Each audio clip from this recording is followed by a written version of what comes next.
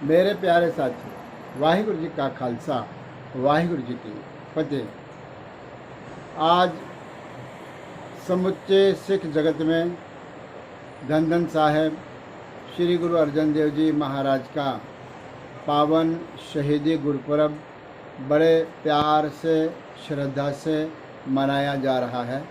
और सबसे पहले हम गुरु महाराज की पावन शहीदी को कोटान कोट नमस्कार करते हैं और उसके बाद आज का जो ये सत्संग है इसको आरंभ करते हैं। अभी तक हमने धन धन साहब श्री गुरु अर्जन देव जी महाराज की पावन वाणी श्री सुखमनी साहिब जी के 20वीं अष्टपदी के 2 पौड़ियों के विचार हम कर चुके हैं। आज हम तीसरी पौड़ी के विचार करेंगे। आओ सीधे हम वाणी से जुड़ते हैं। गुरबाणी के अंदर इस पौड़ी की आरंभता इस प्रकार से है। सेवक की मनसा पूरी भई। प्रभु का जो सेवक है उसकी मनसा, मनसा का अर्थ है मनोकामना, उसकी मन की इच्छा, वह जो भी मन की इच्छा है उस सेवक की, उस दास की, वह प्रभु परमात्मा के नाम में लिव लगाने से पूरी हो गई है, संपूर्ण हो गई है। सतगुरु ते निर्मल मत लई।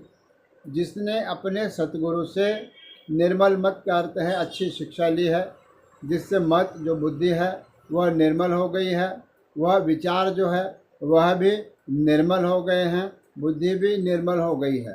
सतगुरु की ऐसी कृपा हुई है। फिर कहते हैं जन को प्रभु होयो जनको प्रभु होयो दयाल। जन का अर्थ है सेवक दास। उस दास के ऊपर वह जो प्रभु है, जो मालक है, वह कृपा करके उसके ऊपर दयालु हो गया। उसने उस पर कृपा की है, ऐसी कृपा की है कि वह जो जन है वह धन्य धन्य हो गया है। फिर कहते हैं सेवक कीनो सदा निहाल। अपने सेवक को उस प्रभु ने, गुरु ने या परमात्मा ने निहाल किया है, कृत कर दिया है, हर प्रकार से प्रसन्न कर दिया है। और क्या किया है? बंधन काट मुक्त जन भया।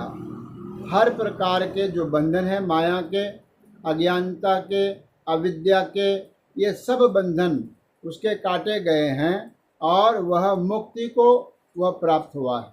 हर प्रकार के बंधनों को काटकर वह मोक्ष को प्राप्त हुआ है। वह परमात्मा के दरगाह में जाकर, सचखंड में जाकर वह प्रवान हो गया है। जन्म मरण दुख भ्रम गया। उसका क्या क्या नाश हो गया है? जन्म और मरण अर्थात 84 लाख योनियों का जो चक्र है वह नष्ट हो गया है। अब वह न जन्मता है न मरता है। जन्म और मरण के बंधन से वह मुक्त हो गया है। फिर दुख भ्रम गया। उसका हर प्रकार का दुख भी चला गया, हर प्रकार का भ्रम भी चला गया और हर प्रकार का जो मन के अंदर शंकाएं थी, सब शंकाओं का नाश हो गया है। फिर कहते हैं इच पुण्य श्रद्धा सब पूरी। मन की जो इच्छा थी वह संपूर्ण हो गई। मन के अंदर जो जो इच्छाएं, ख्वाहिशें थी, जो जो वांट्स थे, वह सब पूरे हो गए हैं। वह सब हर प्रकार से संपूर्ण हो गए हैं और वह जो जन था, वह जो सेवक था, वह तृप्त हो गया है। फिर कहते हैं रव रया सदसंग हजूरी।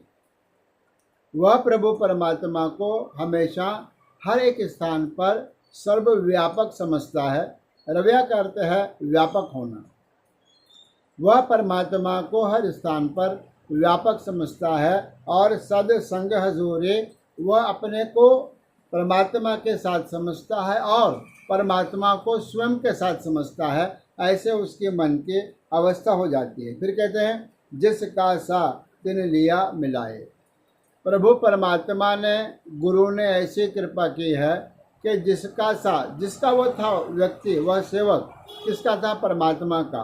उस परमात्मा ने तिन लिया मिलाए। उसी परमात्मा ने उसको अपने में लिवलीन कर लिया है। उस प्रभु ने, उस परमात्मा ने उस अपने जन को, अपने सेवक को अपने आप में मिला लिया है, अर्थात वह परमात्मा से अभेद हो गया है। ए विद करत तपस्या भयो, द्वैते एक रूप है गयो। इस प्रकार की अवस्था ऐसे सेवक को प्राप्त हो जाती है। फिर अंतिम पंक्ति में कहते हैं नानक भक्ति नाम समाये। धन धन साहब श्री गुरु नानक देव जी महाराज के नाम की मोहर ला करके पंचम पातशाह महाराज कथन करते हैं कि नाम समाए। कैसे? भक्ति करके, उस प्रभु की भक्ति करके करते करते करते उसके नाम के अंदर वह समा जाता है, वह लिवलीन हो जाता है। उसका अपना जो भाव है, उसका अपना जो अहम है, अहंकार है, वह समाप्त हो जाता है और वह प्रभु के अंदर लीन हो जाता है। इस प्रकार से तीसरी पौड़ी में बड़ी सुंदर विचार सदगुरु सच्चे पातशाह ने बख्शिश की है। अगली पौड़ी के विचार हम परसों करेंगे। आज इतना ही। धन्यवाद।